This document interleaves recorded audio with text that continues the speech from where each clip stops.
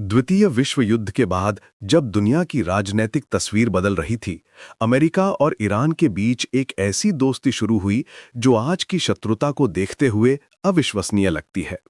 ये कहानी है शक्ति, विश्वासघात और भू-राजनैतिक खेलों की, जहां गठबंधन दुश्मनी में बदल गए और दोस्त सबसे बड़े दुश्मन बन गए।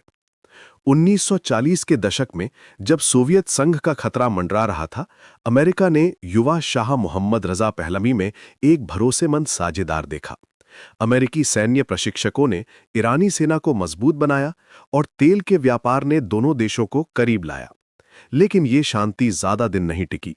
1951 में प्रधानमंत्री मोहम्मद मोसद्दके ने एक साहसिक कदम उठाया। उन्होंने ब्रिटिश नियंत्रित तेल कंपनी का राष्ट्रीयकरण कर दिया। ये फैसला ईरानी जनता के लिए गर्व की बात था, लेकिन पश्चिमी शक्तियों के लिए एक चुनौती। ब्रिटेन ने तुरंत तेल पर प्रतिबंध लगा दिया और ईरान की अर्थव्यवस्था हिलने लगी। फिर आया 1953 का वो काला दिन जिसने इतिहास की दिशा बदल दी। CIA और ब्रिटिश खुफिया एजेंसियों ने मिलकर एक गुप्त ऑपरेशन चलाया।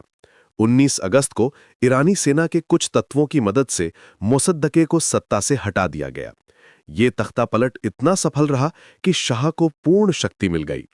अमेरिकी अधिकारियों ने इसे शानदार सफलता कहा, लेकिन ईरानी जनता के दिलों में ये विश्वासघात की तरह बैठ गया। इसके बाद शुरू हुआ अमेरिका ईरान सहयोग का स्वर्ण युग। 1954 में तेल संघ समझौते पर हस्ताक्षर हुए, जिससे अमेरिकी कंपनियों को 40% नियंत्रण मिला। राष्ट्रपति आइजनहावर के एटम्स फॉर पीस कार्यक्रम के तहत ईरान को परमाणु तकनीक दी गई। शाह ने सफेद क्रांति के नाम पर आधुनिकीकरण की कोशिश की, लेकिन साथ ही अपने विरोधियों को क्रूरता से दबाया। लेकिन जनता का गुस्सा धीरे धीरे बढ़ता रहा। शाह की तानाशाही, पश्चिमी प्रभाव और धार्मिक परंपराओं की उपेक्षा ने एक विस्फोटक स्थिति पैदा की। 1978 में विरोध प्रदर्शन शुरू हुए और जल्दी ही पूरा देश आग में जल उठा। 1979 की इस्लामिक क्रांति ने सब कुछ बदल दिया। आयतुल्लाह खुमैनी के नेतृत्व में शाह का तख्ता पलट हो गया।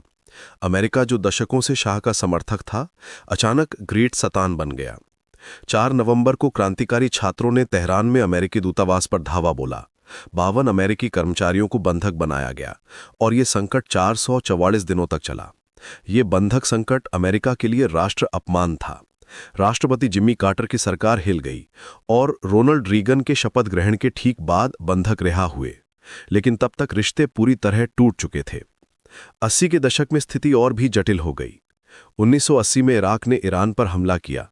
8 साल चले इस युद्ध में अमेरिका ने सद्दाम हुसैन का समर्थन किया, भले ही उसने रासायनिक हथियारों का इस्तेमाल किया। 1 लाख ईरानी इन गैस हमलों में मारे गए, लेकिन अमेरिका चुप रहा। इसी दौरान हिजबुल्लाह जैसे समूहों का जन्म हुआ। 1983 में बैरूत में अमेरिकी बैरकों पर हमले में 241 मरीन मारे गए। 1988 में अमेरिकी नौसेना ने ईरानी जहाज़ों को डुबोया और गलती से एक यात्री विमान गिराकर 290 नागरिकों की जान ली। 90 और 2000 के दशक में प्रतिबंधों का दौर शुरू हुआ। राष्ट्रपति बुश ने ईरान को एक्सिस ऑफ ईविल का हिस्सा बताया। ईरान के परमाणु कार्यक्रम को लेकर चिंताएं बढ़ीं, जो विडंबना ये थी कि ये कार्यक्रम अमेरिका की ही मदद से शुरू हुआ था। 2015 में JCPOA समझौते से थोड़ी उम्मीद जगी, लेकिन 2018 में राष्ट्रपति ट्रंप ने इससे बाहर निकलकर मैक्सिमम प्रेशर की नीति अपनाई। 2020 में जनरल सुलेमानी की ड्रोन हत्या ने तनाव चरम पर पहुंचा दिया। और फिर आया 2025 का वो दिन जिसने इस कहानी को एक नए मोड़ पर पहुंचा दिया। 21 जून को राष्ट्रपति ट्रंप ने ऑपरेशन मिडनाइट हैमर के तहत ईरान के 3 प्रमुख परमाणु केंद्रों पर हमला किया। फोर्डो, नतांज और इस्फहान पर बंकर बस्टर बमों से हमले हुए। ट्रंप ने दावा किया कि इन हमलों ने ईरान के परमाणु कार्यक्रम को पूरी तरह से नष्ट कर दिया। ईरान ने जवाब में कतर में अमेरिकी अड्डे पर मिसाइल हमला किया, लेकिन पहले से चेतावनी देकर। यह संकेत था कि दोनों तरफ से कोई बड़ा युद्ध नहीं चाहता था। एक नाजुक युद्ध विराम स्थापित हुआ, लेकिन अविश्वास की खाई और भी गहरी हो गई।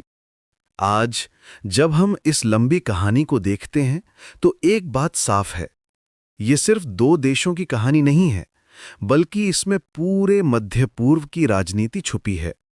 विश्वासघात की शुरुआत 1953 में हुई और आज तक इसकी छाया दोनों देशों के रिश्तों पर मंडराती रहती है।